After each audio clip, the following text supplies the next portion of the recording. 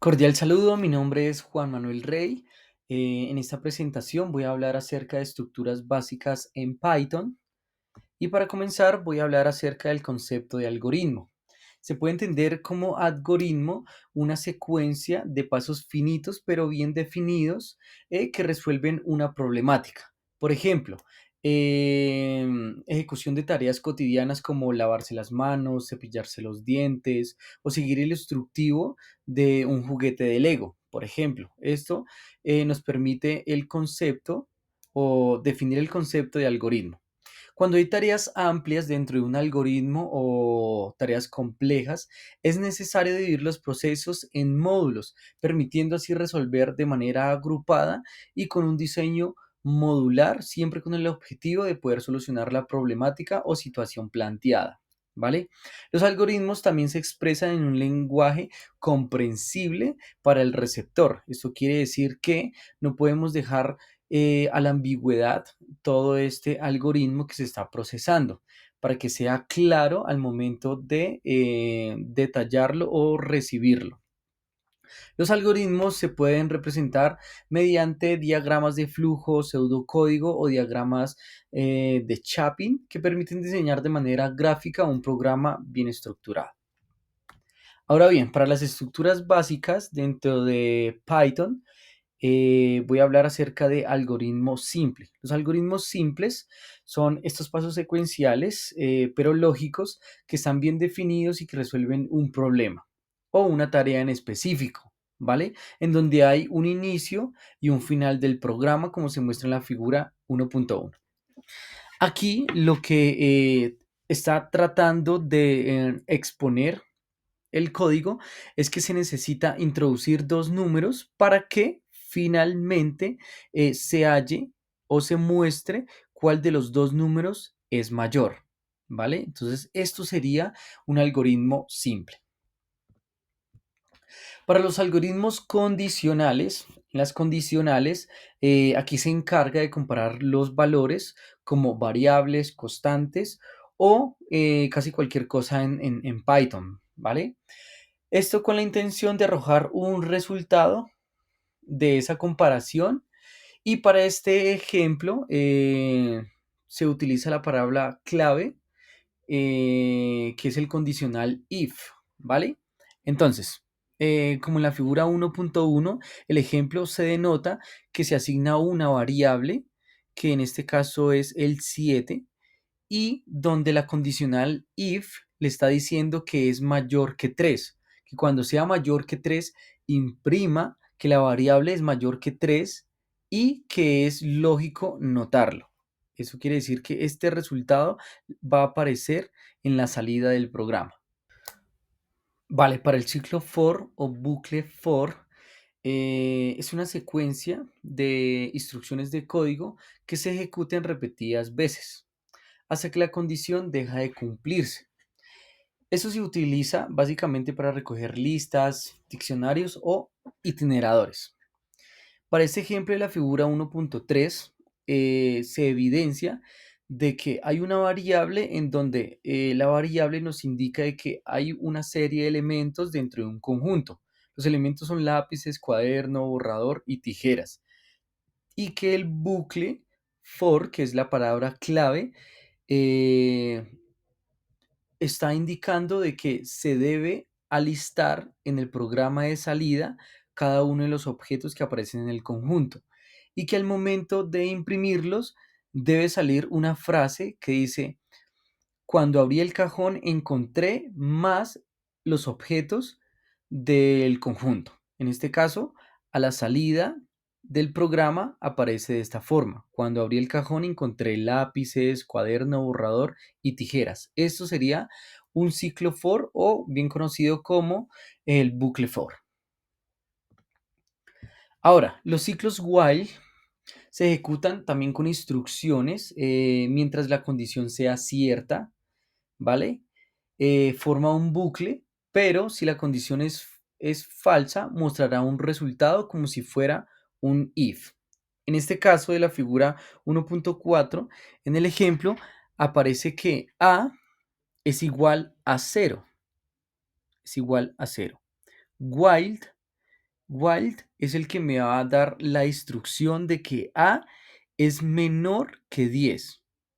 Entonces, donde A es igual a más 1, va a empezar a formar de forma consecuente la condición, es decir, 1, 2, 3, 4, 5, que es lo que me va a imprimir en la terminal de Python, ¿vale? Entonces, aquí se le está dando una condición y que debe terminar en 10. El más es el que permite hacerlo de forma condicional, perdón, condicional no, sino de forma consecutiva, hasta el instructivo de 10. Entonces, así como se muestra en el término. Entonces, esto sería un ciclo while. Las listas o tuplas son variables que tienen una secuencia ordenada de múltiples valores y que se pueden acceder según sea la posición o índice. Las listas tienen algo en particular y es que los conjuntos se deben cerrar en corchetes, ¿sí? Las listas se pueden reemplazar, eliminar objetos dentro del conjunto, a comparación de las tuplas que no se puede hacer, son inmutables, no es posible reemplazar ni modificar ningún elemento del conjunto. Y la particularidad de las tuplas es que deben estar encerradas en paréntesis, ¿vale? Entonces, como en la figura 1.5, aquí se muestra, según la variable lista, un conjunto en corchetes que tiene 4 objetos, en este caso primero, segundo, tercero y cuarto, y que está la instrucción de imprimir la lista con el número 2 modificado.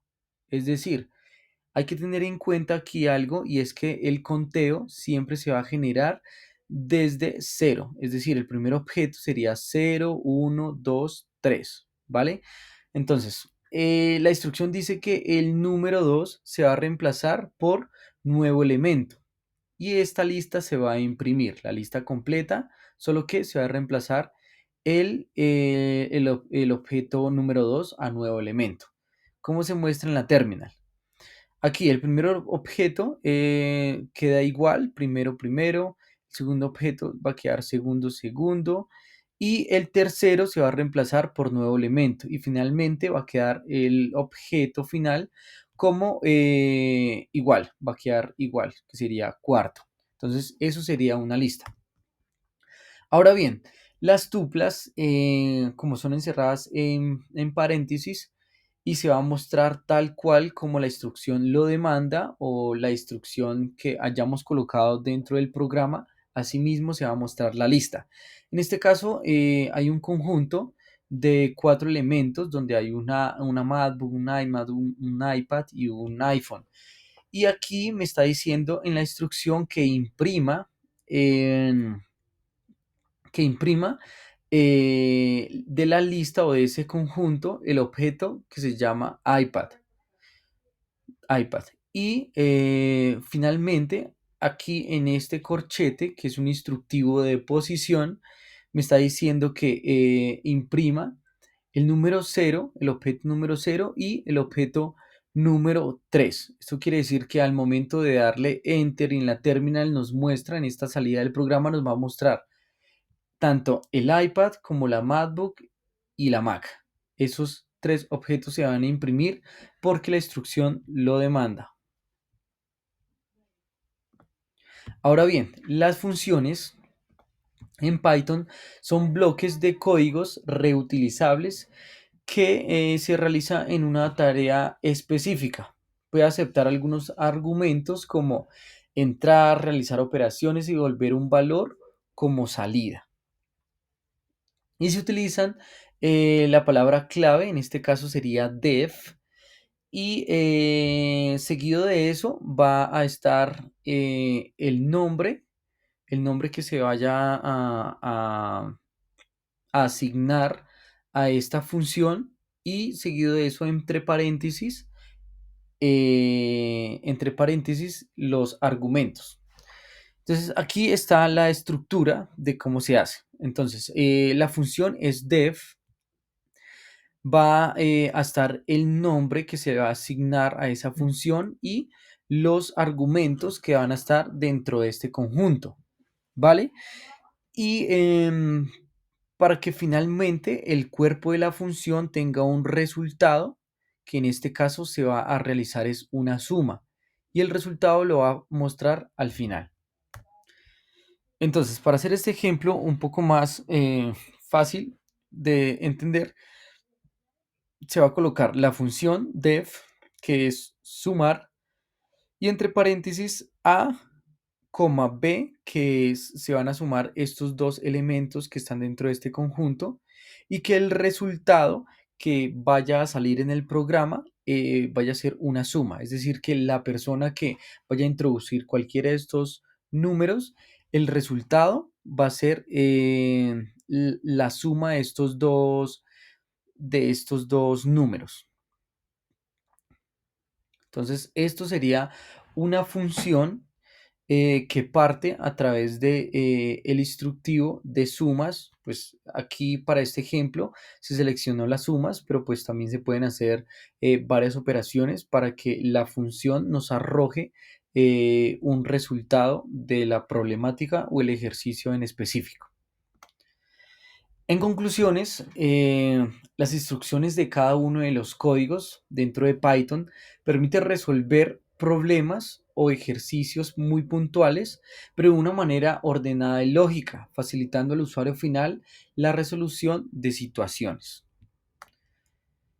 Aquí están las bibliografías o las fuentes donde se tomó los recursos para poder explicar este video, y esto sería toda la explicación con respecto a las estructuras básicas en Python. Así que agradezco su atención prestada.